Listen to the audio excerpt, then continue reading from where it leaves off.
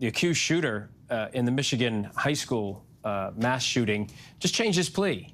This is the school shooting from November of 2021. The 16-year-old suspect accused of gunning down 4 students, injuring several others, has just, as you saw, or if you're just joining us now, has just pleaded guilty this morning to all 24 charges against him. Trevor Ault is in Pontiac, Michigan, and joins us live from right outside that courtroom. Trevor, you've been following this case. You and I both have covered, unfortunately, too many of these school shootings. It never ceases to amaze me staring at a teenager. He was 15 at the time. He's 16 now. Looking at that teenager admitting to acts of murder, you know, and saying yes, sir, to the judge, and, you know, looking like a regular teenager. Yeah, absolutely, Phil. And not only admitting to the crimes, but admitting repeatedly with all 24 of these charges that he knew what he was doing, that he had weighed the pros and cons, considered the consequences of his actions, and that he intended to kill each and every one of these 4 students, which he now has admitted to and pled guilty to. These 24 counts, a 16-year-old now facing life in prison.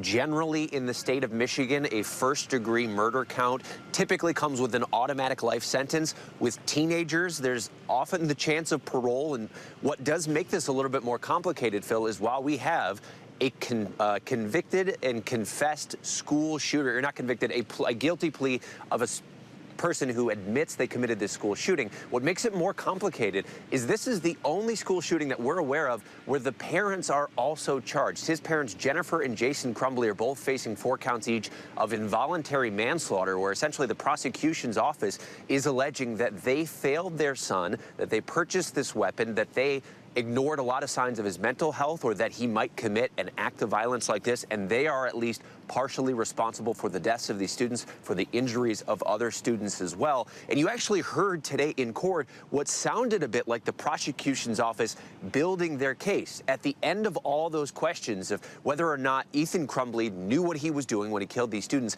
they also asked whether or not the parents bought the gun that was used in the shooting and whether or not it was locked. They said, is it true that it was unlocked at home when you took it? And Ethan Crumbley confirmed it was unlocked. And I can only think that the purpose of asking that question in a hearing today for Ethan Crumbley is to get that on the record, because I know that the parents have disputed that fact. And I can remember Jason Crumbley, his father, in an earlier hearing when the prosecutor says the gun was unlocked at home, he aggressively shook his head no. Now they have his own son in this hearing today saying that the gun that was used was almost readily accessible to him. And so this is not the last that we're going to be hearing about this school shooting. We, of course, now have the sentencing for Ethan Crumbley, but there's still a lot of questions here and a lot of family members and this giant community that really want to get some more answers here in this school shooting, Phil. Yeah, and Trevor, when we're talking about answers, when most school shootings happen, people look to the parents first off. And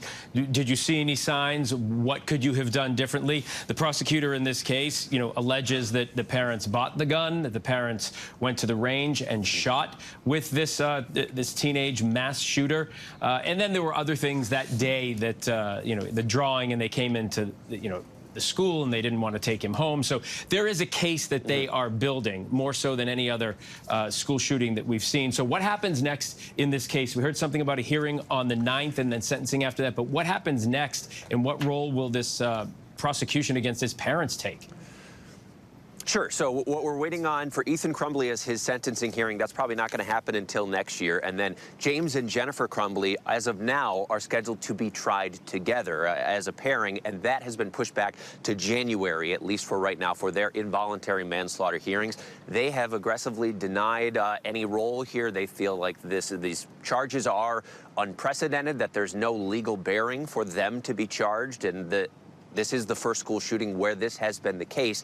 But these prosecutors have detailed over and over what you point out, Phil, was a number of red flags here. This was not something that happened out of nowhere. They've alleged in court documents, according to prosecutors, that James and Jennifer Crumbley repeatedly failed their son, that they were spending extravagant amounts of money on alcohol, $4,000 just last year at their local liquor store, that there were allegations of infidelity between the pair of them, that they would try to make their son spy on each other to try to confirm those affairs, whether or not they were actually happening, that he was suffering from insomnia and they didn't do anything to help him, that they would stay up arguing through the night as he was lying awake. And according to prosecutors, they allege that he wrote in a journal leading up to this shooting that his parents hated each other, that they had no money, that they weren't getting him any help for his mental health, and that was what made him want to do something like shoot up a school. Then we have the allegations inside the school in the days leading up to it. As you've mentioned, how the parents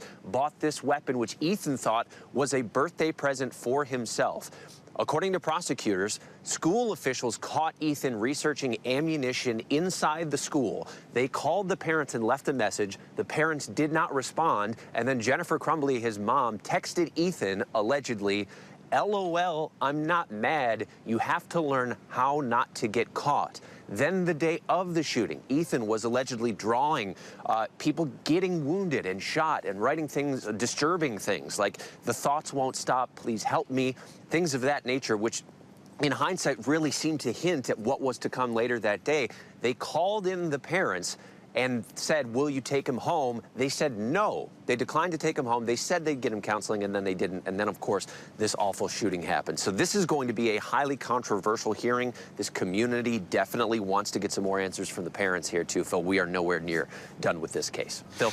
No, nowhere near done with it, Trevor, just because of what you just laid out. Those are facts that we haven't seen really in previous school shootings. And now there's the thought that this young man might have to testify either for his parents. So this is all going to be very interesting as we move forward. Trevor Ault in Pontiac, Michigan.